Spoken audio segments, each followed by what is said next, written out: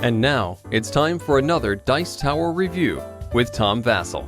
Hi, I'm Tom Vasel, and today I'm going to be talking about Merlin's Company. Now, this is an expansion for a game called Shadows over Camelot. Shadows over Camelot is a cooperative game which can play up to 7 players. Each player is a knight of the round table, and you're trying to defeat the evil before you all could win or lose. But there's a good possibility that one player is a traitor, which makes the game incredibly fascinating, lots of fun. It's of the people I play with, several of them, it's their favorite game. So we were very pleased when we found out that this expansion had come out, Merlin's Company. What's in the expansion? Well, let's talk about that. There's a few things that the expansion adds. First of all, there's several new knights. As you can see here, this is Sir Gareth, and we also have Sir Caradoc. And these are new knights that are added to the game. If you notice, though, the artwork, for example, here, Sir Lamorak, his artwork is the same as the Black Knight in the original game because you can only use one of the two. If you use the Orange Knight from this game, or I'm sorry, the Yellow Knight from this game, you can't use the Yellow Knight from the original game. But no matter what game you play, you always have to use King Arthur, who came with the original game.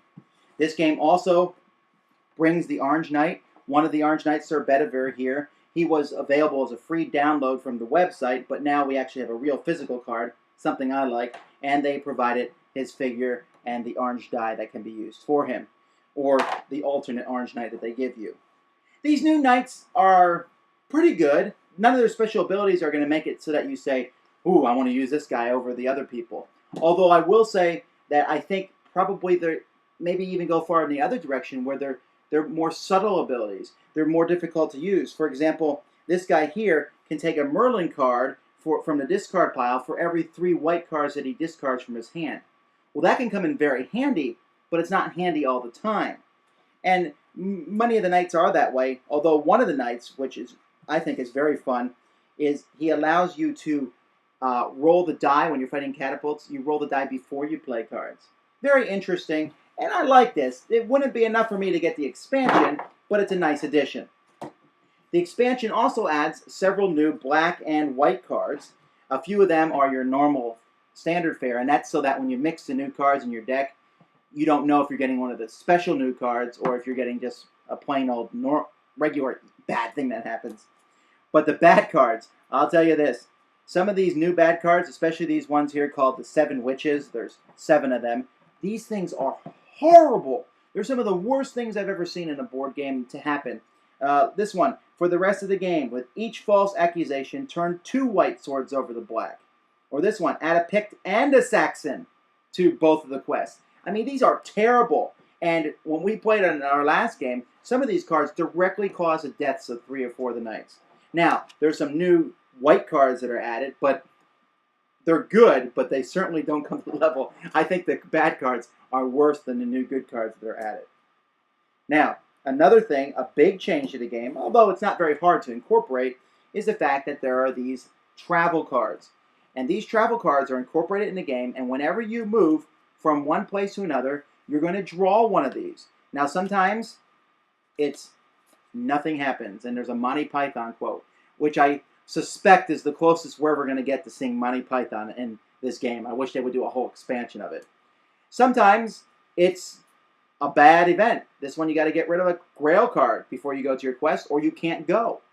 Or sometimes you have to fight someone before you go. I mean, these can make just the fact of traveling to a quest a pain in the neck. But on the flip side, sometimes you'll get Merlin travels. And at that point, the Merlin figure will come along with you. And there's a little Merlin card to match the figure. And when Merlin is on a quest with your characters, you can get an extra white card on your turn. Also, if you win that quest, and then Merlin stays there, instead of catapults coming to that quest, for example, let's say you finish the Grail quest, and you're drawing Grail cards, these despair cards. Every time you draw one of these, a catapult is added to the table, which is a deadly thing. However, if Merlin is at the Grail quest after it's been defeated and you draw a despair card, no catapult is added to the table. This is a fantastic thing. And by the way, I guess it's kind of late to say this, but I'm assuming if you're watching this, you already know how to play Shadows over Camelot. so I'm not explaining all the rules for that again. But having Merlin go with you, and there's a white card which lets you send Merlin wherever you want, is a useful thing. But I would say that having him go with you does not counter how bad some of these travel cards are with. In fact, some of the players I played with refuse to ever use this deck again because it just messed their plans up so much more. But the thing I like the best about this expansion is the fact that they give us another set of these loyalty cards with, of course, the obligatory trader. And, even better than that, another trader. All the rest are loyal. Hooray. But it's possible to have 2 traders in a game. Now, neither trader knows who the other one is. I mean, I guess they could maybe make secret signals, but you're not sure. And the false accusations fly like crazy. And now a game can go up to 8 players, and I'm telling you, 1 trader is bad enough. With 2 traders, it's just insane. But a lot of fun. Now, does this expansion ratchet up the difficulty level of the game? Definitely. We were a group that we felt pretty confident with how well we could beat Shadows over Camelot. But now we're just getting massacred with this expansion. Don't get me wrong. For me, that's fun. Bring on how hard it is. I want to try and beat it. That's why I like Arkham Horror. I want to see a game that's hard so that when we beat it, it's like, yes, we've won. But some people don't necessarily like all that, and they think, oh, and they might feel overwhelmed by this. You could still play the expansion. You don't need to use the travel cards. You don't need to have 2 traders. You could just add the new knights. I wouldn't pick up the expansion for that. But if you want to add some more zest to the original Shadows over Camelot, then this expansion is good. Now, I have this box here so that I can show it to you. I'm tossing the box. I'm keeping the expansion in the regular box. Everything fits fairly well. I'm still using the plastic insert. I could take that out and everything would fit very easily at that point. But overall, a good expansion for the basic game. I'm not sure that we need anything else after this. This seems like it fills it out completely. But it makes Shadows over Camelot still one of my favorite games. A wonderful cooperative game with 2 traders. And you know, I played the game 20, 30 times and I still haven't been trader. But now that there's 2 in the mix, my chances are getting better. Well, until next time, I'm Tom Vasel. Real men play board games. You should too. Thanks for joining us today.